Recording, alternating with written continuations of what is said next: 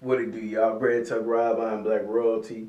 I'm on chapter 4. Well, I just finished chapter 4 of this book, man. Good book, Black American Money by Dr. Boyce Watkins. And the name of chapter 4 is Nicky Barnes and Frank Lucas, the American Gangster. And in this chapter, Dr. Boyce said he was watching this book. He was watching this movie, American Gangster. And you know, if you've seen that movie, which was a good movie, by the way, it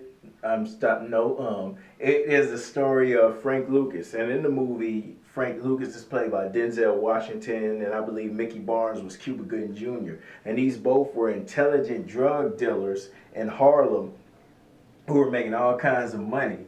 Um, at one point, Mickey Barnes and Frank Lucas were making $2 million a week.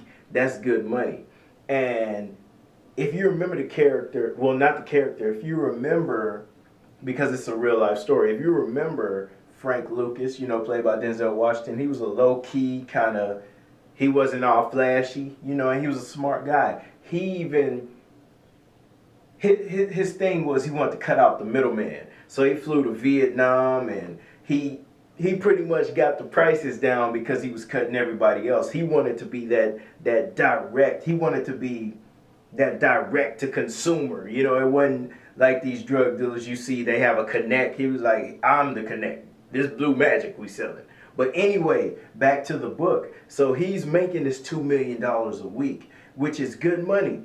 But while him and Mickey Barnes is doing this, and the movie focuses on Frank Lucas, but I'm just saying Mickey Barnes, but these guys were putting their families in danger. Their families were getting killed, members of their family going to jail, going to prison, and you know, they told when they got caught. So a lot of people that were in on them went to jail. Now watch this. Dr. Boyce even makes mention of Freeway Ricky Ross. He was making the same type of money in the 80s, I believe. Now, this is the thing. These guys didn't set up infrastructures outside of drugs to kind of build financial legacies for themselves or to even clean the money up. And that's what this chapter was basically about. Now, these guys went to jail, and, you know, that was the end of it. Ricky Ross, eventually, you know, he was running from the police, but he ran out of money. Now watch this. This is a couple of sentences I want to read to you, which was pretty interesting to me. You can think of income as water coming out of a faucet. The water quenches your immediate thirst and helps you get through the day. No matter how healthy you are, several days without liquidity will lead to certain death. Now, that's interesting, you know, and he goes on in the chapter to talk about, you know, okay, when you're working for somebody or when you're getting money, period, and this is mainly, you know, he's talking about black people, when you're getting money, period, you could turn on your faucet, and as long as your faucet turns on, you could drink from it. Now, whether you have a job, whether you're employed by somebody, somebody else controls that faucet. When they don't want you to get any more water from it, you won't get water from it. But he says a smart person who is trying to build wealth will drink a little bit of the faucet and have a container and store that water. Take that water, take it into the freezer, and then, you know, as that container's full, maybe water will drip from it and form an ice block, you know, up under it. So now, that was his way of equating this to wealth. Now, you'll be able to have a drink pretty much whenever you want to. Because even when you run out of water, that water that was dripping off, turning it into ice, you could melt the ice and you could have some water. Whereas if you're just drinking from the faucet, as soon as somebody turns your faucet off, you're done, son. I thought that was a pretty good analogy.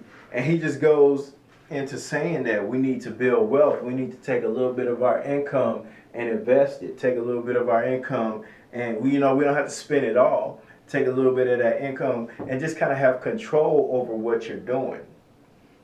You know, and that's pretty much all the chapter was about. And he was saying this was mainly for African Americans because we don't do this. So he even goes into, he makes a point where You know, if you're for, and he earlier in the book, let me back earlier in the chapter, he talked about how these guys were taking risk, you know, because, and they were successful because, and this is what he admired about these guys, where he said he didn't really care for, you know, the drug dealing, killing other people, but you have to be a different type of person to take those type of risks and put yourself in position to be the king, to be the boss, and create for yourself. It was like these guys kind of had the hood American dream, if that makes sense. You know, they weren't worried about, you know, white supremacy and all that. These guys, they weren't worried about, you know, looking for a job and begging somebody for a job. These guys created for themselves, even though they were, you know, killing their community. In a sense, they created for themselves, and they kind of build somewhat of a legacy, even though it was negative. But they created for themselves, and they built for themselves, and they were able to employ others. Now he's saying they should have took that and did that in a positive manner. You know, that way, you know, you don't go to jail, you have more, your family members don't die, and you're able to create wealth constantly. Because, you know, once you go to jail, your wealth stops. But this is a pretty good book. Hey, man, good stuff. I'm going to start on chapter 5 tomorrow, but that's what that is. I am Black Royalty, Brent Tuck Rob. Y'all mucho, take it easy.